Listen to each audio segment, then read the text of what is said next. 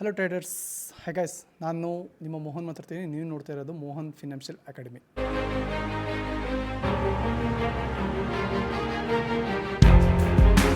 ಓಕೆನಾ?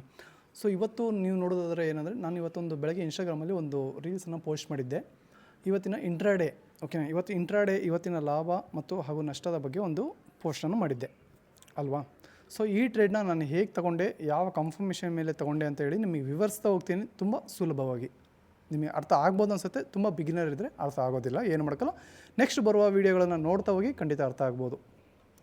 ಸೊ ಇವತ್ತು ಮಾರ್ಕೆಟು ಬೆಳಗ್ಗೆನೇ ಒಂದು 600 ಪಾಯಿಂಟ್ ಡೌನಲ್ಲೇ ಓಪನ್ ಆಯಿತು. ಅಂದರೆ ಗ್ಯಾಪ್ ಡೌನಲ್ಲೇ ಓಪನ್ ಆಗಿದೆ ಮಾರ್ಕೆಟ್ ಯಾವತ್ತು ಎರಡು ವಿಧದಲ್ಲಿ ರಿಯಾಕ್ಟ್ ಮಾಡುತ್ತೆ. ಬಂದ ತಕ್ಷಣ ಸರ್ರನ್ನಂಗೆ ಹಿಂಗೆ ಕೆಳಗೆ ಬರೋದಿಲ್ಲ. ಓಕೆನಾ, ಒಂದು ಪುಲ್ ಬ್ಯಾಕ್ ಇರುತ್ತೆ, ಒಂದು ಇದಿರುತ್ತೆ. ಸೊ ನಾನು ಹಾಗೇ ಥರನೇ ಬೆಳಗ್ಗೆ ಓಪನ್ ಆಗ್ತಿದ್ದಂಗೆ ಕೆಳಗೆ ಬರ್ತಿದ್ದಂಗೆ ತುಂಬ ವೆಯ್ಟ್ ಮಾಡಿದೆ. ಸೊ ಸಡನ್ನಾಗಿ ಕೆಳಗೆ ಇಳಿತು, ಇಲ್ಲೊಂದು ಪುಲ್ ಬ್ಯಾಕ್ ಕೊಟ್ಟು ಮೇಲೆ ಹೋಯಿತು. ಅಂದರೆ ಇದು ತುಂಬ ದೊಡ್ಡೊಂದು ಇದಾಗಿ ಕಾಣಲಿಲ್ಲ ನನಗೆ, ತುಂಬ ಒಂದು ದೊಡ್ಡ ಫುಲ್ ಬ್ಯಾಕಾಗಿ ಕಾಣಲಿಲ್ಲ. ಸೊ ಇಲ್ಲೂ ಸಹ ತುಂಬ ಜನ ಟ್ರೇಡ್ ಮಾಡಿ ಲಾಭನ ಮಾಡಿರ್ತಾರೆ ಖಂಡಿತವಾಗಿ. ನಾನು ಆ ಕೆಲಸನ ಮಾಡೋಕ್ಕೆ ಹೋಗಲಿಲ್ಲ. ಸೊ ನಾವು ವೆಯ್ಟ್ ಮಾಡ್ತಾ ಇದ್ದಾಗ ಇಲ್ಲೊಂದು ತುಂಬ ದೊಡ್ಡದೊಂದು ಗ್ರೀನ್ ಕ್ಯಾಂಡಲ್ ಫಾರ್ಮ್ ಆಯಿತು ಅಪ್ಸೈಡಲ್ಲಿ. ಓಕೆನಾ, ಯಾವತ್ತು ಮಾರ್ಕೆಟ್ ಇಷ್ಟು ಕೆಳಗೆ ಬಂದಾಗ ಒಂದು ಅಪ್ಸೈಡ್ ಮೂಮೆಂಟನ್ನು ಖಂಡಿತ ಕೊಡುತ್ತೆ. ಸೊ ಅದಕ್ಕೋಸ್ಕರ ನಾವು ವೆಯ್ಟ್ ಮಾಡಬೇಕಷ್ಟೇ, ಇಲ್ಲಿ ಬೇರೆ ಏನಿಲ್ಲ. ಸೊ ನಾನಿಲ್ಲಿ ಏನು ಮಾಡಿದೆಪ್ಪ ಅಂತ ಹೇಳಿದ್ರೆ, ಒಂದು ದೊಡ್ಡ ಗ್ರೀನ್ ಕ್ಯಾಂಡಲ್ ಓಪನ್ ಆಗ್ತಿದ್ದಂಗೆ ಇಲ್ಲೊಂದು ನೆಕ್ಸ್ಟ್ ಕ್ಯಾಂಡಲ್ ಒಂದು ಗ್ರೀನ್ ಕ್ಯಾಂಡಲ್ ಇದ್ದರೆ ನಾನು ಅಪ್ಸೈಡಲ್ಲೇ ಒಂದು ಬೈ ಆಪ್ಷನ್ ತೊಗೊಳ್ಳೋಣ ಅಂತೇಳಿ ವೆಯ್ಟ್ ಮಾಡ್ತಾಯಿದ್ದೆ. ಸೊ ಅಪ್ಸೈಡಲ್ಲಿ ನನಗೆ ಮೂಮೆಂಟ್ ಕೊಡಲಿಲ್ಲ. ಇಲ್ಲೊಂದು ಸ್ಟ್ರಾಂಗಾಗಿ ಹ್ಯಾಮರ್ ಕ್ಯಾಂಡಲ್ನ ಫಾರ್ಮ್ ಮಾಡ್ತು. ಈ ಕ್ಯಾಂಡಲ್ ಏನಾಯಿತು ಅಂದರೆ, ಇಲ್ಲಿ ಓಪನ್ ಆಗಿರುವ ಕ್ಯಾಂಡಲ್ನ ಬಾಡಿ ಕ್ಲೋಸ್ ಇಟ್ಟಿಲ್ಲ green candle. So next candle ಏನಾಯಿತು ಅಂದರೆ, ಒಂದು ಸ್ಟ್ರಾಂಗ್ ಹ್ಯಾಮರ್ ಕ್ಯಾಂಡಲ್ನ ಫಾರ್ಮ್ ಮಾಡಿದೆ. ಅದರ ನಂತರ ಇಲ್ಲೊಂದು ರೆಡ್ ಕ್ಯಾಂಡಲ್ ಸಹ ಫಾರ್ಮ್ ಆಗಿದೆ. ಒಂದು ಕನ್ಫರ್ಮೇಷನು ಕ್ಯಾಂಡಲ್ ಸ್ಟಿಕ್ ಕನ್ಫರ್ಮೇಷನ್ ತೊಗೊಂಡಿದ್ದೀನಿ. ಎರಡನೇ ಕನ್ಫರ್ಮೇಷನ್ ನಾನು ಏನು ತೊಗೊಂಡನಪ್ಪ ಅಂತ ಕೇಳಿದ್ರೆ, ಇಲ್ಲಿ ನೋಡಿ ಒಂದು ಟ್ರೆಂಡ್ ಲೈನ್ ಫಾರ್ಮ್ ಆಗಿದೆ. ಹೌದಾ, ಒಂದು ಟ್ರೆಂಡ್ ಲೈನ್ ಫಾರ್ಮ್ ಆಗಿದೆ. ಇದು ಎರಡನೇ ಕನ್ಫರ್ಮೇಷನ್.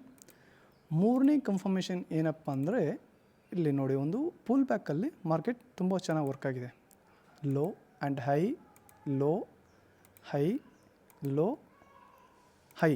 ಓಕೆನಾ, ಮಾರ್ಕೆಟ್ ಈಗ ಲೋನು ಕೊಡ್ತು, ಹೈನೂ ಕೊಡ್ತು.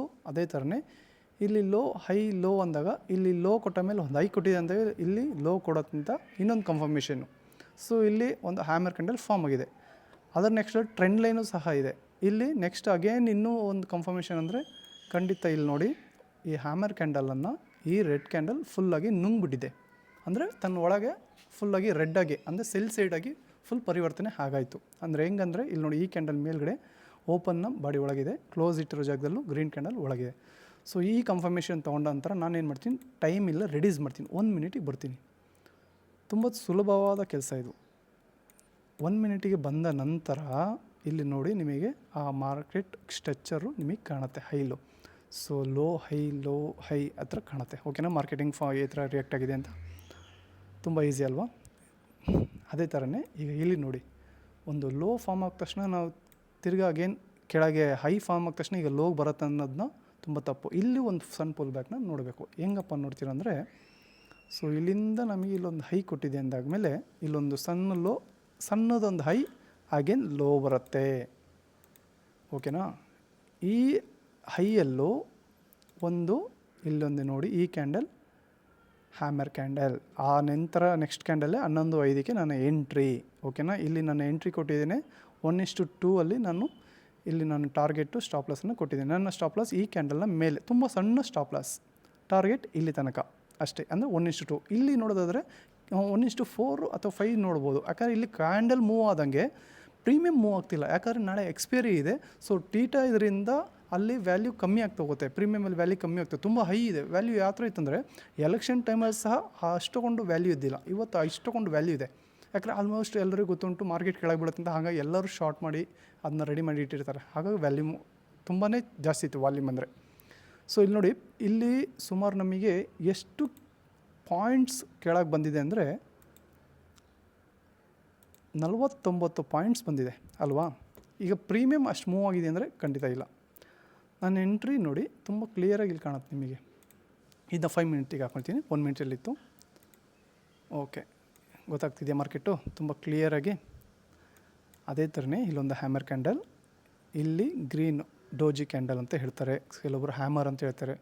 ಒಬ್ಬೊಬ್ಬರು ಒಂದೊಂಥರ, ಈಗ ಒಂದು ಸ್ಕೂಲಲ್ಲಿ ಒಂದೊಂದು ಥರ ಹೇಳ್ಕೊಡ್ತಾರೆ. ಸೊ ನನಗೆ ಗೊತ್ತಿರೋಂಗೆ ಇದು ಹ್ಯಾಮರ್ ಅಂದರೆ ಸುತ್ತಿಗೆ ಆಕಾರದಲ್ಲಿರುವ ಒಂದು ಕ್ಯಾಂಡಲ್. ಸುತ್ತಿಗೆಯಿಂದ ಹೊಡೆದ್ರೆ ಏನಾಗುತ್ತೆ, ಸರ್ರನ್ನಂಗೆ ಕೆಳಗೆ ಬೀಳುತ್ತೆ. ಸೊ ಅದೇ ಥರನೇ ಇದನ್ನು ಅದೇ ಸುತ್ತಿಗೆನ ಉಲ್ಟಾ ಇಟ್ಟರೆ ಸರ್ರನ್ನಂಗೆ ಮೇಲೆ ಹೋಗುತ್ತೆ. ಇಷ್ಟೇ ವ್ಯತ್ಯಾಸ, ಬೇರೆ ಅಂತ ಇಲ್ಲ. ಸೊ ಇಲ್ಲೊಂದು ಹ್ಯಾಮರ್ ಕ್ಯಾಂಡಲ್ ಫಾರ್ಮ್ ಆದ ತಕ್ಷಣ ನನ್ನ ಎಂಟ್ರಿ ಇಲ್ಲೂ ಸಹ ನಾನೇನು ಮಾಡ್ತೀನಿ, 1 ಮಿನಿಟಿಗೆ ರೆಡ್ಯೂಸ್ ಮಾಡಿಕೊಂಡು ಟೈಮ್ನ ಇಲ್ಲಿ ನಿಮಗೆ ತುಂಬ ಕ್ಲಿಯರಾಗಿ ಕಾಣುತ್ತೆ, ಹೌದಲ್ವ? ಒಂದು ಹೈ ಒಂದು ಲೋ. ಅಗೇನ್ ಈ ಕ್ಯಾಂಡಲ್ನ ಬ್ರೇಕ್ ಮಾಡುವಾಗ ನನ್ನ ಎಂಟ್ರಿ ಅಂದರೆ ಇಲ್ಲಿ ನೋಡಿ, ನನ್ನ ಕ್ಯಾಂಡಲ್ ಈ ರಿಜೆಕ್ಷನ್ ಕ್ಯಾಂಡಲ್ ನಾನು ಬ್ರೇಕ್ ಆಗಿ, ಈ ಕ್ಯಾಂಡಲ್ ಇಲ್ಲ, ಈ ಕ್ಯಾಂಡಲ್ 11:05ಕ್ಕೆ ನನ್ನ ಎಂಟ್ರಿ ಇಲ್ಲಿ ಕೊಟ್ಟಿದ ತಕ್ಷಣ 98ಕ್ಕೆ ನಾನು ಎಂಟ್ರಿ ಕೊಟ್ಟೆ. ಸ್ವಲ್ಪ ಕೆಳಗೆ ಬಂತು, ಒಂದು 4-5 ಪಾಯಿಂಟ್ ಕೆಳಗೆ ಬಂತು, ಒಂದು 200-300 ರೂಪಾಯಿ ಲಾಸ್ ತೋರಿಸಿತ್ತು. ಬಟ್ ನನ್ನ ಏನಿತ್ತು ಸ್ಟಾಪ್ ಲಾಸ್ ಅಂದರೆ 85ರಲ್ಲಿ ನಾನು ಸ್ಟಾಪ್ ಲಾಸ್ ಇಟ್ಟಿದ್ದೆ, ತುಂಬ ಸಣ್ಣ ಸ್ಟಾಪ್ ಲಾಸ್. ಓಕೆನಾ? ಅಂದರೆ 98ರಲ್ಲಿ ನನ್ನ ಎಂಟ್ರಿ, 85ರಲ್ಲಿ ನನ್ನ ಎಕ್ಸಿಟ್, ಜಸ್ಟ್ ಒಂದು 10 ಪಾಯಿಂಟು. ಇಲ್ಲಿಂದ 1:2 ನಾನು 98ರಲ್ಲಿ ಎಂಟ್ರಿ ಕೊಟ್ಟಿದ್ದೀನಿ. 1:2 ಅಂದರೆ ನಾನು ಎಷ್ಟು ಇಟ್ಟಿದ್ದೀನಿ, ರಿಸ್ಕ್ ಇಟ್ಟಿದ್ದೀನಿ 10 ಪಾಯಿಂಟು ರಿಸ್ಕ್ ಇಟ್ಟಿದ್ದೀನಿ. ಅಂದರೆ 10ರಿಂದ 1:2 ಅಂದರೆ 1 to double, 10 ಅಂದರೆ 20 ಪಾಯಿಂಟ್, ಅದನ್ನು 1:2 ಅಂತ ಹೇಳ್ತಾರೆ. ನಾನು 98ರಲ್ಲಿ ಎಂಟ್ರಿ ಕೊಟ್ಟಿದ್ದೀನಿ ಅಂದರೆ 20 ಪಾಯಿಂಟ್ ಅಂದರೆ 220, ಅಲ್ಲಿ 221 ಪಾಯಿಂಟನ್ನು ನಾನು ಇಟ್ಟಿದ್ದೆ. ಸೊ ನೋಡಿ, ನನ್ನ ಟಾರ್ಗೆಟ್ನ ರೀಚ್ ಮಾಡಾದಮೇಲೆ ಎಷ್ಟು ಕ್ಲೀನಾಗಿ ಇಲ್ಲೊಂದು ಹ್ಯಾಮರ್ ಕ್ಯಾಂಡಲ್ ಬಂದು ರಿಜೆಕ್ಷನ್ ಕ್ಯಾಂಡಲ್ ಬಂದು ಎಷ್ಟು ಕ್ಲೀನಾಗಿ ಮಾರ್ಕೆಟ್ನ ಕೆಳಗೆ ಇಳಿಸಿದ್ದಾರೆ ಅಂತ. ಸೊ ಇಲ್ಲಿ ನಮ್ಮ ಎಕ್ಸಿಟು ಎಂಟ್ರಿ ತುಂಬ ಅಕ್ಯುರೇಸಿಯಾಗಿರಬೇಕು, ತುಂಬ ಹೇಗೆ ಹೇಳೋದು, ಮೈಂಡ್ ಫಾಸ್ಟಾಗಿ ವರ್ಕ್ ಮಾಡಬೇಕು, ಫಟಾಫಟ್ ಕೆಲಸ ಮಾಡ್ತಾ ಇರಬೇಕು, ಯಾವುದೇ ಕಾರಣಕ್ಕೂ ಗ್ಯಾಪ್ ಕೊಡೋವಂಗಿಲ್ಲ ಇಲ್ಲಿ. ಓಕೆನಾ? ಗ್ಯಾಪ್ ಅನ್ನೋದು ಇಲ್ಲಿ ಕೊಡಲೇಬಾರದು, ತುಂಬ ಫಟಾಫಟ್ ಕೆಲಸ ಮಾಡ್ತಿರಬೇಕು. ಏನಿದ್ರು ನಿಮ್ಮ ತಲೆಗೆ ಅಷ್ಟೇ ಇಲ್ಲಿ ಕೆಲಸ, ಬೇರೆ ಎಂತ ಇಲ್ಲ. ತುಂಬ ಸಿಂಪಲ್ ಇದೆ, ಅರ್ಥ ಮಾಡ್ಕೊಳ್ತಾ ಹೋದರೆ. ಸೊ ಇದು ಬಿಗಿನರಿಗೆ ಅರ್ಥ ಆಗೋದು ಸ್ವಲ್ಪ ಕಷ್ಟ, ಆಲ್ಮೋಸ್ಟ್ ಮಾರ್ಕೆಟ್ ಇಲ್ಲವ್ರಿಗೆ ಇದು ತುಂಬ ಈಸಿ ಅನಿಸುತ್ತೆ. ಇದೇನಪ್ಪ ಇವನು ಇಷ್ಟು ಸ್ಟ್ರಾಟಜಿನ ತುಂಬ ಈಸಿ ಹೇಳ್ಬಿಟ್ಟು ಅಂತ ಹೇಳ್ಬಿಟ್ಟು. ಸೊ ಇಲ್ಲಿ ನಿಮಗೆ ಯಾರು ಟ್ರೆಂಡ್ ಏನು ಹೇಳ್ಕೊಡಲ್ಲ, ಕ್ಯಾಂಡಲ್ ಸ್ಟಿಕ್ ಹೇಳ್ಕೊಡಲ್ಲ. ಸೊ ಇದನ್ನು ನಾನು ಹೇಗೆ ತಗೊಂಡೆ ಅನ್ನೋದು ಇಷ್ಟು ನೀಟಾಗಿ ವಿವರಣೆ ಮಾಡಿ ಹೇಳಲ್ಲ, ಈ ಟ್ರೇಡ್ನ ನಾನು ಹೇಗೆ ತಗೊಂಡೆ ಅಂತೇಳಿ. ಸರಿ, ನಾನು ಮತ್ತೊಮ್ಮೆ ಹೇಳ್ಕೊಳ್ತೇನೆ, ಈ ವಿಡಿಯೋದಲ್ಲಿ ಬಂದು ನಾನು ಯಾರಿಗೆ ಬೈ ಮಾಡಿ ಸೆಲ್ ಮಾಡಿ ಅಂತ ಹೇಳ್ತಾ ಇಲ್ಲ. ಇದು ಜಸ್ಟ್ ಬಂದು ಎಜುಕೇಷನ್ ಪರ್ಪಸ್ ಅಷ್ಟೇ. ನೀವು ಇದು ಕಲೀಲಿಕ್ಕೆ ಮಾತ್ರ. ಓಕೆನಾ? ನೀವು ಬೈ ಮಾಡೋದು ಅಥವಾ ಸೆಲ್ ಮಾಡೋದು ಅದು ನಿಮ್ಮ ವೈಯಕ್ತಿಕ ಆಲೋಚನೆ, ಅಥವಾ ನಿಮ್ಮ ಯಾರೇ ಅಡ್ವೈಸರ್ ಇದ್ದರೆ, ಫಿನಾನ್ಷಿಯಲ್ ಅಡ್ವೈಸರ್ ಇದ್ದರೆ ಅವ್ರನ್ನ ಕೇಳಿಕೊಂಡು ಆ ನಂತರದಲ್ಲಿ ನೀವು ಎಂಟ್ರಿ ಮಾಡೋದು, ಎಕ್ಸಿಟ್ ಮಾಡೋದು ನಿಮ್ಮ ಉತ್ತಮವಾದ ಒಂದು ಕೆಲಸ. ಧನ್ಯವಾದಗಳು.